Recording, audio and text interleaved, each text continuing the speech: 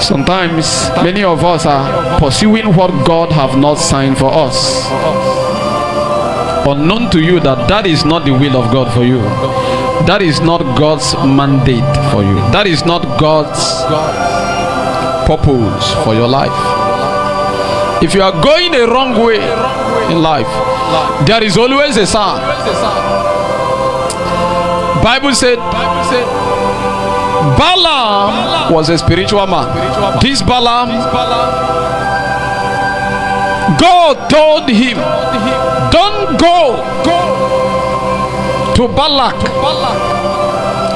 because the plan of Balak was to lay a curse on the children of Israel. Bible says the children of this world are in their days wiser than the children of light. An average man knows that before they do anything strong in life, they will visit their evil altar. Occultic people know before they enter a new year, they will make a sacrifice. Evil people know this. So this man called Balak wanted to fight Israel, and he know that he cannot stop these people without involving spiritual powers. And there was a prophet called Balaam, and he went to Balaam and said, come and lay a curse for these people for me, so that I can defeat them. If you are fighting from the physical alone, you cannot win the battle. You need to fight physically, and you also fight spiritually. Bible says because it was not God's will for him to go and curse the children of Israel, on his way there was a challenge. He was riding on a horse. As he was moving, the horse stopped by sudden.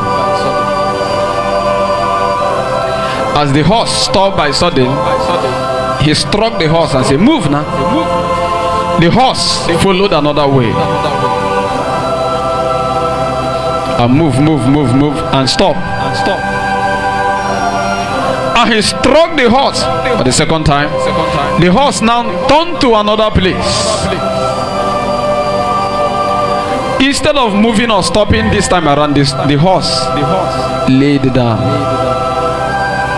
And he struck the horse for the third time. Bible says what? Thank you. The horse opened his mouth and said, nah, wow.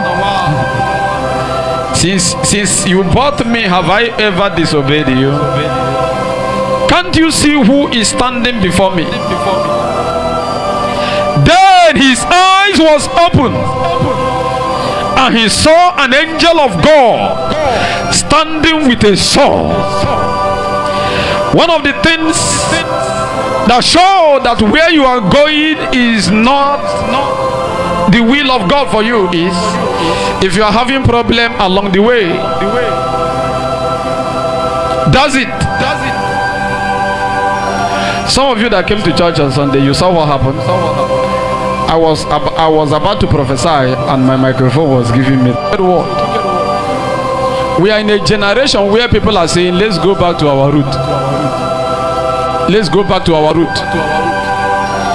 People that does not even know where their root started from.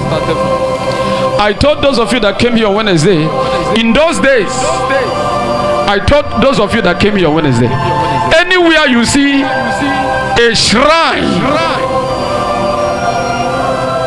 and that very shrine, if you consult the demon in that shrine, the demon will talk. The demon talks. Take it anywhere. A human head was buried in that altar. I am telling you the truth. Any native doctor you go, and the person do something, somebody, and they harvested the organs of the person. Why don't them use the whole body to do their sacrifice? They know it could be they need production. They have to look for a human organ that is in charge of production. Are you following? Are you following?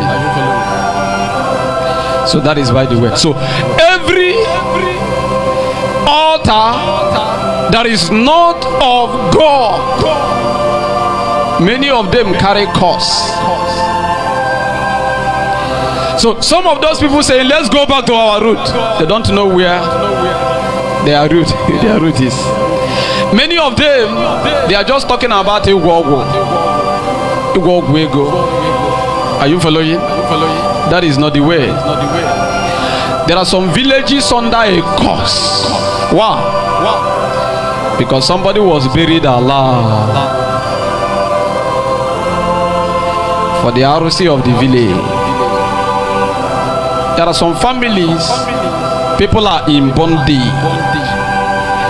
Wow, their great grandfather killed somebody. And how they do it is, and then they use you. There are people, as I'm talking to you, there are people here in Aba, their work is to supply human parts. You don't believe it? Are you here? They are waiting for call, the next call. Which one do you need? Is it head? Oh, God forbid. God forbid. God forbid. Let's come back to Jonah's lesson. Now, there was a reason why God used Jonah to win the people of Nineveh. Bible said Nineveh was the capital of Syria. Assyria rather, in those days. Just like Abuja is the capital of Nigeria. And in those days, Assyrians are the worst enemies of the children of Israel.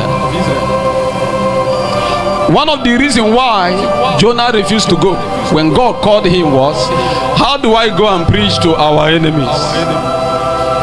God was saying, if you don't go, I will punish them. He was saying, go and punish them. They deserve it. Are you here?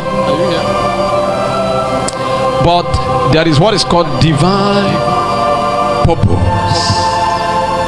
Divine purpose.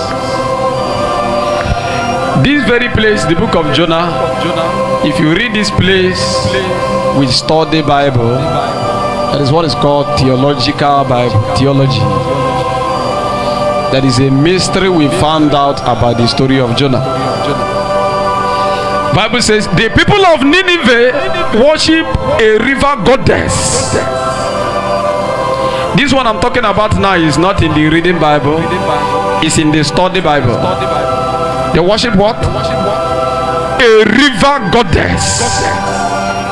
And in their book, in their holy book, it was written one day, the Son of our God. Here comes the Son of our God. That very thing is a strategy God have employed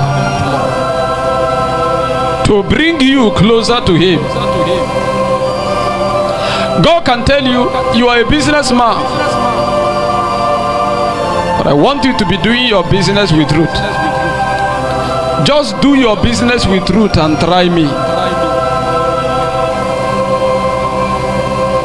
At the end of this service, I will give you people a secret. Last week, I gave you people a secret. If you have done your own, let me see your hand. Wow. The Lord will answer your prayers. In the mighty name of Jesus.